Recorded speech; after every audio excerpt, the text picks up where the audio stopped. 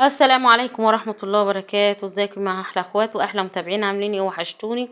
المخلل القمر ده الجميل ده، حبة مخلل يا جماعة من الاخر. هتشوفوا الطريقة دلوقتي. اللهم صل وسلم وبارك على سيدنا محمد وعلى اله وصحبه اجمعين. ده الخضار كله غسلاه طبعا ومظبطاه عشان ما اطولش عليكم الفيديو.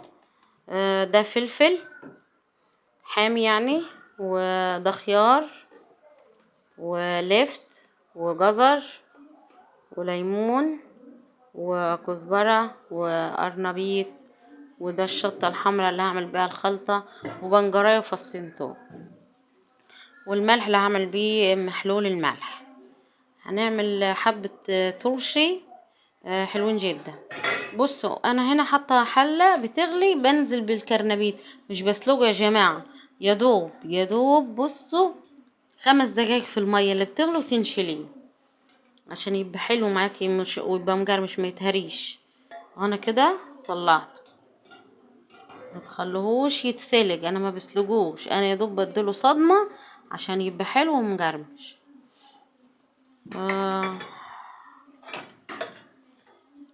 وبعد كده هنزل بالليمون نفس الكلام برضو، هديله صدمه وهنشله يعني لا مش 5 دقايق، 5 دقايق كتير، يا دوب دقيقة ولا 2 وهطلع على طول عشان ما يتهريش مني.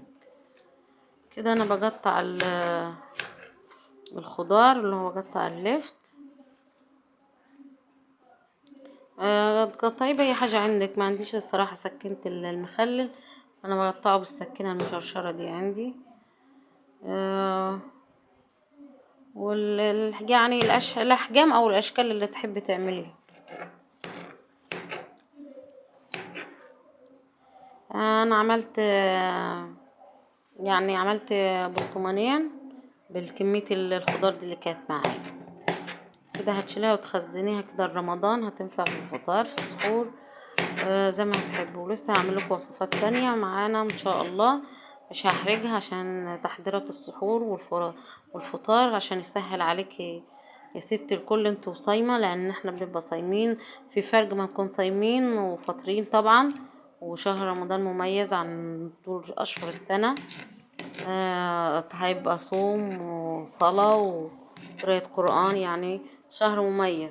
فبنعمل التحضيرات دي بتسهل علينا يعني لحد ما يعني ما نبذلش مجهود احنا وصايمين كده ونتعب، والله المستعان.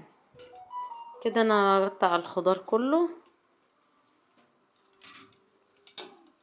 كده اهو. الليمون طلعناه برضو دقيقتين وطلعناه، هما كانوا تعبيني كده، معرفة ان الحلة صغيرة معرفاش اطلع.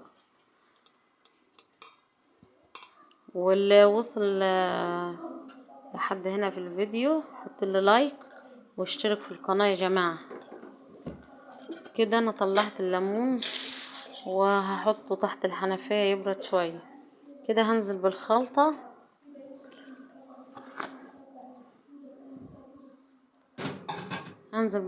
كده في الكبة وهفرمها، اللي هي الفلفل الاحمر وحتى معاه جزر والكزبرة. يعني لو عندك كرفس حطي، بس انا ما عنديش كرفس الصراحة، حطيت كزبرة. وهنا حطيت معلقتين خل ضربتهم في الكبة. تمام. دول ضرب حلو كده وانا عاملهم عشان انا هعمل لهم الخلطة.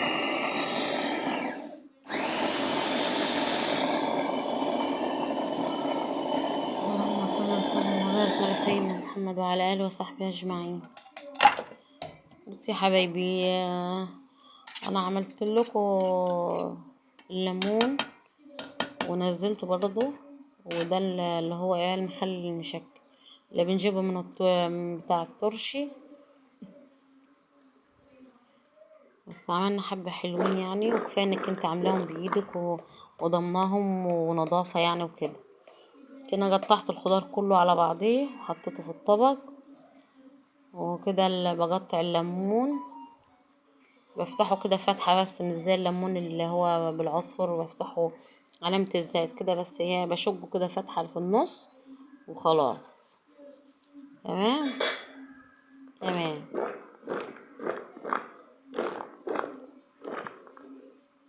اهو كده انا بقلبه كله مع بعضيه عشان كده ايه كله يتجانس مع بعضيه، ميبقاش حاجة معينة كده في جنب وده في جنب. دي الخلطة اللي انا عملتها، ريحتها مقولكوش حلوة جدا، اللي هي دي الفلفل الاحمر مع الكزبرة مع جزر، وهقلبها في الخلطة كلها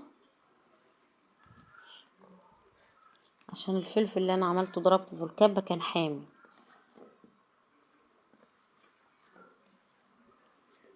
اهو بص كده بقلب كده الكمية كلها.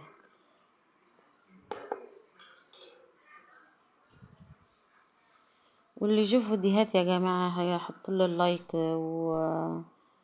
ويشترك في القناة، واي حد عايز وصفة يقول لي عليها وانا اعملها له ان شاء الله باذن الله. كده انا بعمل محلول اللي هو بزيد بيه المحلى. بحط هنا مية، حطيت 5 معالق ملح،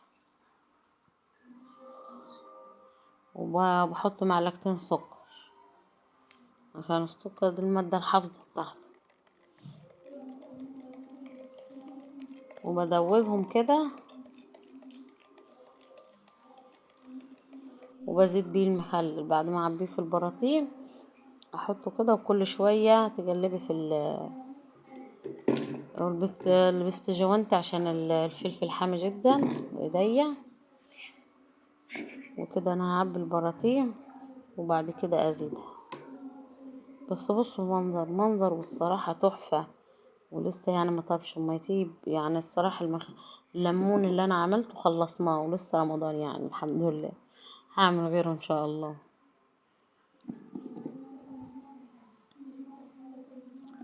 عايزه اقول لكم انا قاعده اقطع في الخضار يا جماعه، كلوا الخيار والجزر انا قاعده يعني مجرمين انا عيالي دول.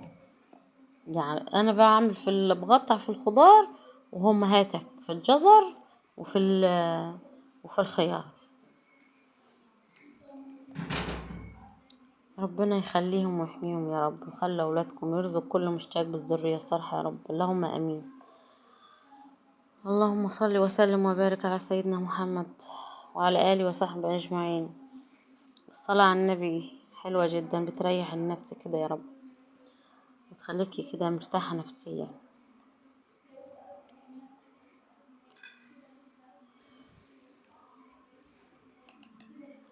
اهو بص كده انا خلصت الكمية، وخليت حبة كده من الخلطة حطيتها على الوش، وهزيد كده هنزل عليه بالمحلول اللي انا عملته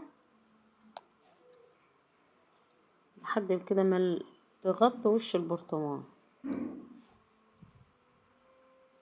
وكل شوية تقلبي فيه، يعني تحطيه في المطبخ كده على الرخامة، وكل شوية تقلبيه شوية وكده عشان ايه الخليط كده يمتزج كله مع بعضيه. كده انا حطيت الخلطة كلها، وهبص هحط على الوش بنجرايه هتديله لون حلو.